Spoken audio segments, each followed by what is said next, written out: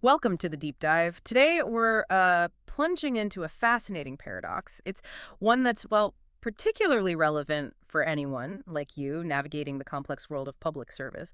We're asking, how did the public service, which was once, the undisputed master of data, find itself sort of struggling to keep pace? Yeah, struggling compared to the private sector especially. Exactly. It's almost like discovering your great-grandparent invented the internet, but your current broadband connection is dial-up.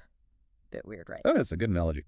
So, our source for this deep dive is a really powerful article by Taki Sarantakis. It's called Taking Data Seriously, a Call to Public Administrator. Mm, And this isn't just, some academic exercise. It's really about understanding how data fundamentally shapes your ability, your power to make a tangible, real-world difference in the lives of Canadian citizens. that's a perfect way to frame it, absolutely. Yeah. Sorantakis argues, and I think quite compellingly, that while public administration has this incredibly rich history with data, Right. A history we should probably talk about.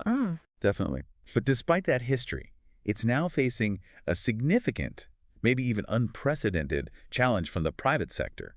And grasping this gap, understanding why it exists, well, that's vital for effective governance, For the public good? for the public good, and ultimately for the well-being of the citizens you serve every day. Absolutely. And look, because your time is valuable, we've structured this deep dive as kind of a shortcut to getting truly well-informed on this. Yeah, hitting the key points. Our mission is to help you grasp what's most important in this article and, crucially, how it applies directly to your work. So, okay, let's unpack this crucial shift. Let's do it.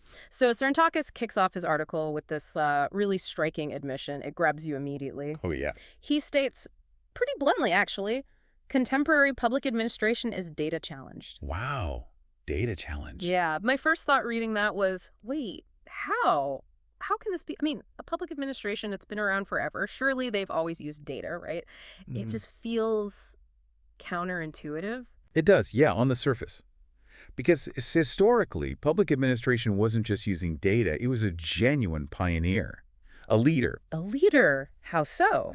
Well, think about early states.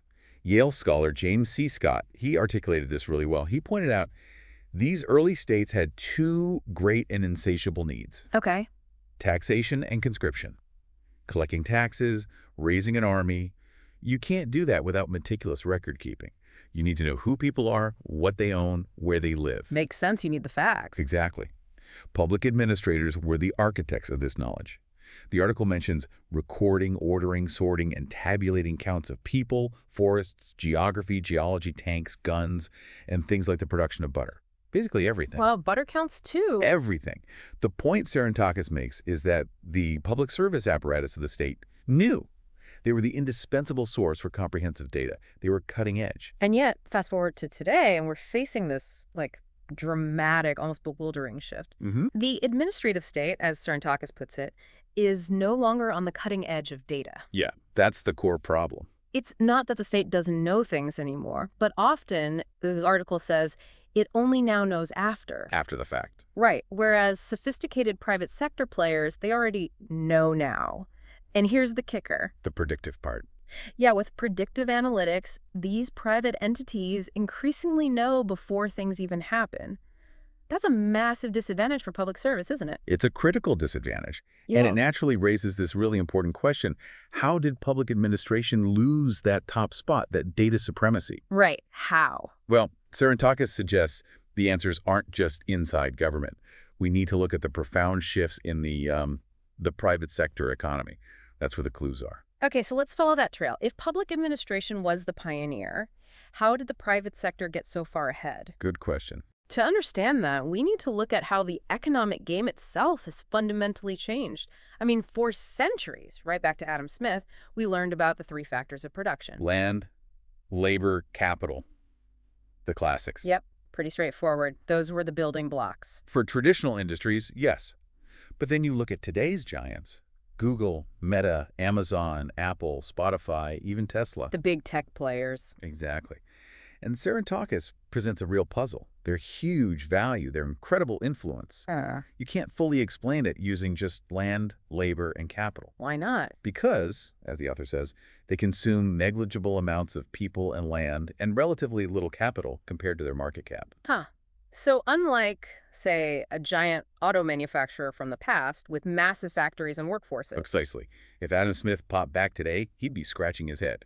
The most valuable companies back then had tangible stuff, factories, ships, land. These new giants, their balance sheets look different. Okay, so if it's not land, labor, or capital driving that immense value, what is it? And this is where it gets really interesting. Yeah. Cerntakis reveals what he sees as the game changer, the emergence of a fourth foundational factor of production. A fourth factor. Okay, I'm hooked. What is it? Data. Data. Just data. Not just data. Data as the fundamental driver. It's radically reshaping economic power. Wow. Okay, unpack that. Well, Cerntakis makes this incredibly bold claim. Yeah. Data has now become the most valuable commodity on Earth. More valuable than oil, than gold. More valuable than natural resources, manufacturing facilities, land, labor. The article even jokes, oil should be so lucky. Okay, but why? What makes data so valuable now? Because it's the differentiator. It's the value add. Think Okay. about it. Computing power, software, storage, they're becoming commoditized, cheaper, more accessible. Right, lots of companies can get good tech. Exactly. So Cerntakis argues it's the quantity and quality of data that will transform the mediocre into the successful. Can you give an example? Sure. He points out, Spotify isn't just about music. It's a data company that deals in music. They use your listening habits, your preferences, to predict what you'll like next, to curate playlists. Okay, I see. Or Netflix. Not just streaming shows. It's an entertainment data company, using viewing data to decide what shows to commission, how to market them. Right, tailored recommendations. And even Tesla. They're not just cars. The article calls them a data company on wheels, constantly collecting driving data to improve performance, safety, autonomous driving features. Huh.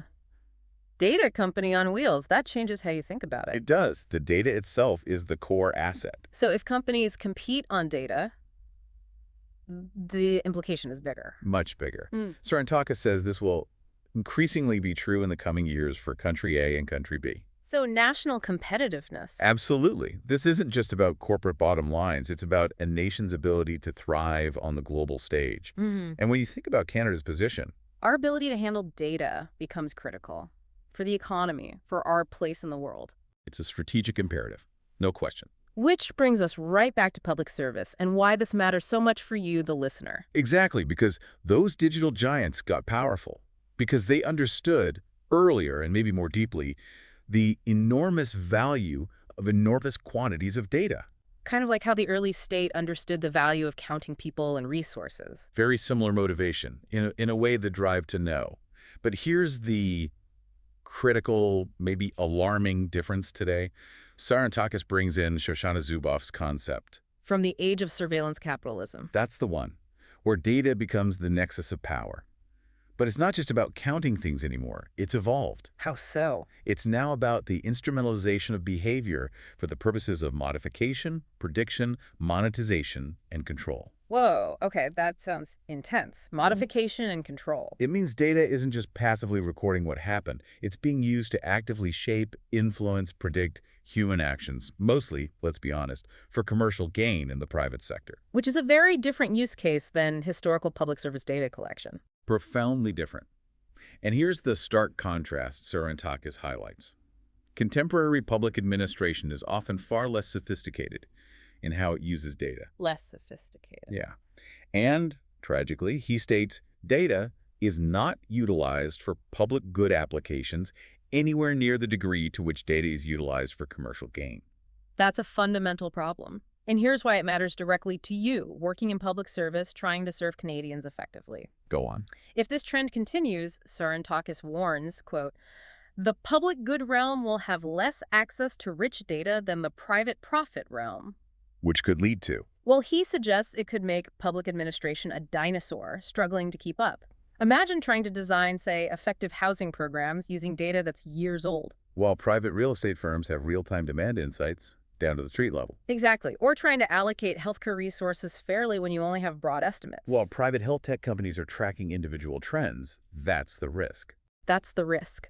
Delivering less effective public service because you're essentially working with outdated maps compared to the private sector's satellite view. It directly impacts your ability to deliver programs well, make policies that fit, respond quickly to crises. It limits your effectiveness in serving Canadians. Right. So the big question then becomes, what does this all mean for you in your everyday role trying to make that difference for Canadians? Well, the practical implications are pretty profound. This data deficit, it has real consequences for public service delivery. Like what? When public administrations lack that granular real-time data that the tech giants have, Sarantakis observes they often revert to using blunt policy instruments, Blunt instruments, meaning? meaning less precise, less targeted interventions. Instead of the pinpointing need, you have to estimate demand or impact. You rely on people applying for programs through complex forms. Instead of proactively getting support where real-time data shows it's needed most. Exactly. It's less efficient, probably less equitable, and definitely less effective in serving the public optimally. And the thing is, the world has changed. Those blunt instruments might have been okay once, but real-time, actionable data, it's not scarce or super expensive anymore, is it? Not like it used to be. The online economy is booming, growing way faster than the old analog economy. The data is out there. It's accessible, it's abundant. The challenge isn't really availability anymore. It's more about our collective capacity in public service, your capacity to understand it, to harness it, to leverage it for the public good. And it's not slowing down. Not at all. It's accelerating. Think about the Internet of Things, IoT. Oh, right. Everything getting connected. Everything. We're talking about our toasters and our refrigerators and our light bulbs and our ventilation systems and our water treatment plants and our garage doors and our pacemakers are all migrating online. Wow, pacemakers too. Everything generates data now. Sarantakis uses this vivid image. The enormous oceans of data we have today will, in a few very short years, look like little trickles once IoT really takes hold. So the data wave is only going to get bigger. A tsunami, maybe? A tsunami. And it represents this incredible potential gold mine for public policy, for better services, if we could just figure out how to harness it effectively and ethically. Which leads back to the urgency in the article. Sarantakis is clear. Public administration is already behind. We're playing catch-up in this data revolution. Right. It's a critical moment. So what needs to happen? What are the key questions? Well, Sarantakis poses several critical ones. And these are questions I think that should resonate deeply with you, the listener, in your day-to-day roles. Okay, like what? First, do we in public administration truly understand the power of data, not just collecting it, but its strategic power? Good question. Second, do we understand how to use it effectively to serve public policy goals, to actually create better programs, deliver better outcomes for Canadians? Third, do we understand how to regulate it for the public good, protecting privacy, ensuring ethical use, preventing misuse by, well, anyone? That's huge. Regulation is key.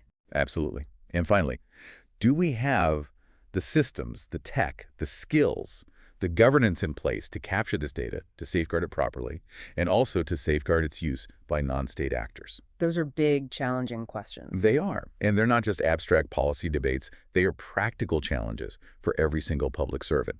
But, as the article concludes, the faster we get the answers, The better we can serve. the better public administrators will be able to serve their political decision makers and, most importantly, their state populations, which means tangible, better outcomes for Canadian citizens, better healthcare, smarter infrastructure, more effective social programs, stronger economic development, all of it. Okay, so wrapping this up, the central message from Taki Sarantakis, it seems pretty clear. It's a call to action, really. It is. The big challenge for public administration today is to kind of re-embrace that historical role as a data leader, but adapt it for this new, hyper-connected, data-flooded world. Right.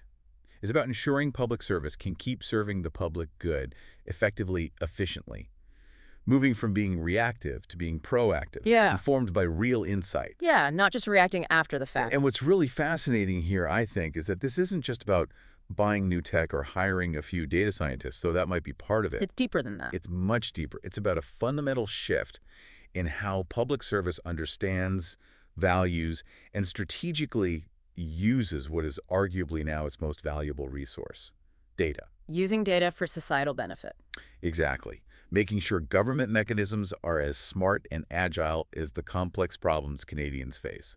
So you can genuinely make that profound difference. So as you, our listener, reflect on your own role, the incredible impact you have in public service every single day, maybe chew on this thought. Okay. What actionable data could you be seeking out right now in your specific work? What insights are maybe just out of reach? Mm. And how might getting and truly understanding that insight empower you to better serve Canadians? How could it help you shape the future of public policy, maybe even just in your corner of the world, right from the ground up? Making that difference not just for today's challenges, but for tomorrow's opportunities too, something to really mull over.